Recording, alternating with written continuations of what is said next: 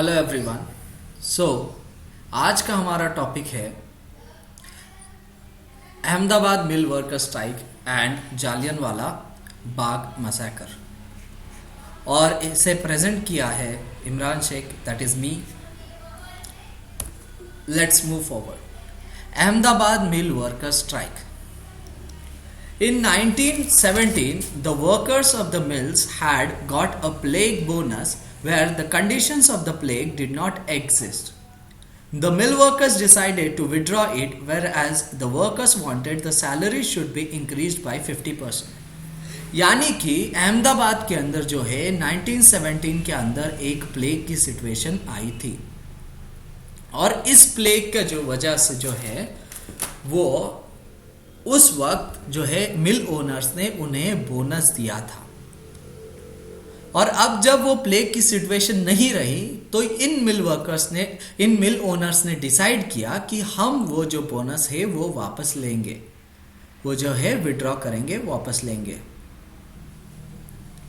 लेकिन जो है ये जो मिल वर्कर्स थे वो चाहते थे कि ये बोनस विड्रॉ नहीं किया जाना चाहिए, बल्कि और 50% की सैलरी हाइक मिलनी चाहिए। Gandhi ji advise the mill workers to demand a 35% hike and organise a movement for that. अब ये समस्या लेके जो है ये मिल वर्कर्स गांधी जी के पास पहुंचे। अब गांधी जी ने उन्होंने ये सलाह दी कि आप 50% की डिमांड नहीं मत रखिए, बल्कि 35% की डिमांड रखिए। अब ये जो मिल ओनर्स थे वो भी गांधी जी के मित्र थे, लेकिन जो है गांधी जी मिल वर्कर्स के साथ खड़े हुए थे, क्योंकि उन्हें लगता था कि इनकी डिमांड फेयर है। He also cautioned. अब ये 50% हाइक क्यों मांग रहे थे? क्योंकि इनका मानना था कि प्लेग की वजह से जो इन्फ्लेशन हुआ, जो बढ़ोतरी हुई प्राइजेस में, वो अफोर्डेबल नहीं है और उसकी वजह से उन्हें ज़्यादा तनख्वाह मिलनी चाहिए। He also cautioned the workers that no violence must be used। और उन्होंने जो मिल वर्कर्स है उन्हें भी ये सलाह दी कि आप जो है वायलेंस का इस्तेमाल ना करें, बल्कि नॉन वायलेंस की तरीके से जो है इस आंदोलन को चलाएं। Gandhi ji also went on fast which increase the pressure on workers and agreed on 35% hike. अब ये जो है नॉन वायलेंस तरीके से जो है ये आंदोलन चल रहा था, लेकिन धीरे धीरे इनका जो है मिल वर्कर्स का मनोबल जो है वो टूटने लगा। इसीलिए गांधी जी खुद फास्ट पे उतर गए, क्योंकि वो चाहते थे कि ये इन मिल वर्कर्स का मनोबल बढ़े। और गांधी जी खुद फास्ट पे उतरे, फास्ट करने लगे और वो आंदोलन करने लगे। इसकी वजह से जो है मिल ओनर्स के ऊपर प्रेशर बन गया और उन्होंने जो है 35% हाइक के लिए मान्यता दे दी। नेक्स्ट जो है वो है Jallianwala Bagh massacre. In February 1919, Gandhi ji called for a nationwide protest against Rowlatt Act। अब ये जो रॉबलेट एक्ट है इसके बारे में हम जो है वो डिटेल में पढ़ेंगे बाद में, लेकिन शॉर्ट में मैं बता दूं कि इस कानून के वजह से भारत के जो है राइट टू फ्रीडम जो है, बहुत सारे जो राइट्स है, जो ह्यूमैनिटेरियन राइट्स होते हैं, उसका हनन हो रहा था, उसका दमन हो रहा था। इसीलिए गांधी जी ने एक national wide protest Rowlatt act के खिलाफ बुलाया फरवरी 1919 के अंदर। Constitutional protest having failed, Gandhi ji stepped in and suggested that satyagraha be launched। अब जो पार्लियामेंट के अंदर जो है मेजॉरिटी नहीं होने की वजह से ये कुछ प्रोटेस्ट कॉन्स्टिट्यूशनल प्रोटेस्ट नहीं हुआ, और गवर्नर ने जो है अपना वीटो पावर यूज करते हुए इस कानून को पास कर दिया। और इसकी वजह से जो है गांधी जी स्टेप्ड इन, गांधी जी खुद मैदान में उतरे और उन्होंने सत्याग्रह लॉन्च किया। Younger members of the Home Rule League joined this movement। अब जो होम रूल लीग मूवमेंट था, होम रूल लीग जिसे एनी बेसेंट एक तरफ चला रही थी और एक लोकमान्य तिलक जो एक तरफ चला रहे थे, अब इसके साथ जो है बहुत सारे यंग मेंबर्स जुड़े हुए थे। अब ये होम रूल लीग धीमा पड़ने की वजह से ये यंग मेंबर्स अभी खाली थे। तो old list and addresses of the home rule league members were taken out, contacts established and propaganda begin.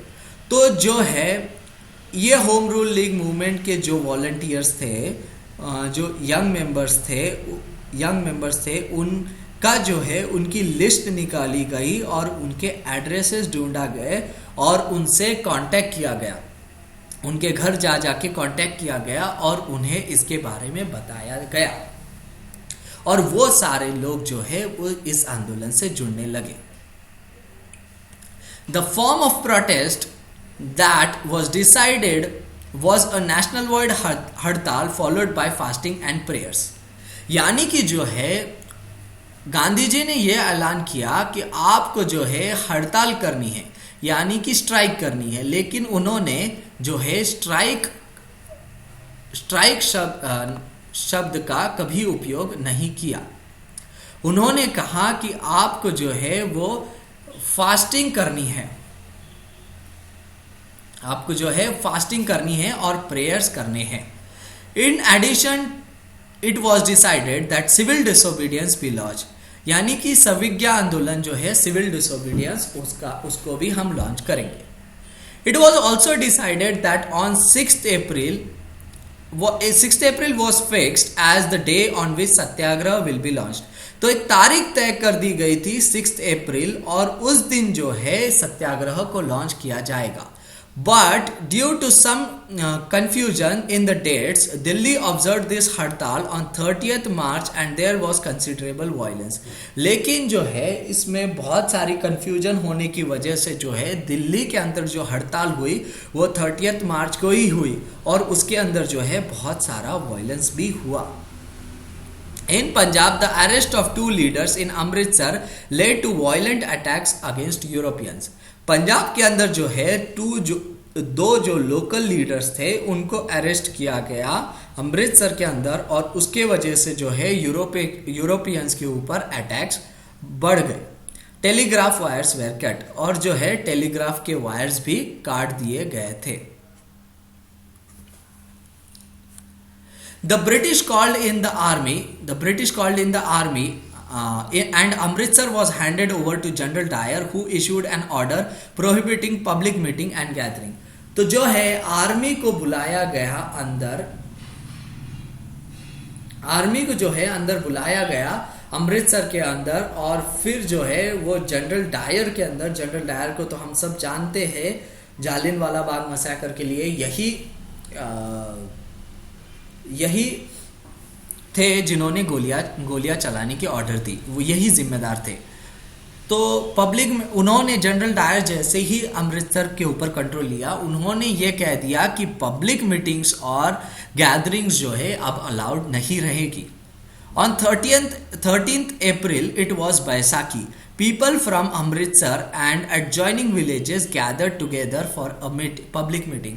और 13th अप्रैल जो है वो बैसाखी का दिन था और अमृतसर के अंदर जो है और आसपास के विलेजेस जो है वहाँ से बहुत सारे लोग जो है वो आए, बहुत सारे लोग एकत्रित हुए और पब्लिक मीटिंग के लिए एकत्रित होने के बाद जो है इन्होंने जो है जनरल डायर की आज्ञा का पालन नहीं किया था, इसीलिए जो है जनरल डायर अपनी सेना लेके पहुंच गए।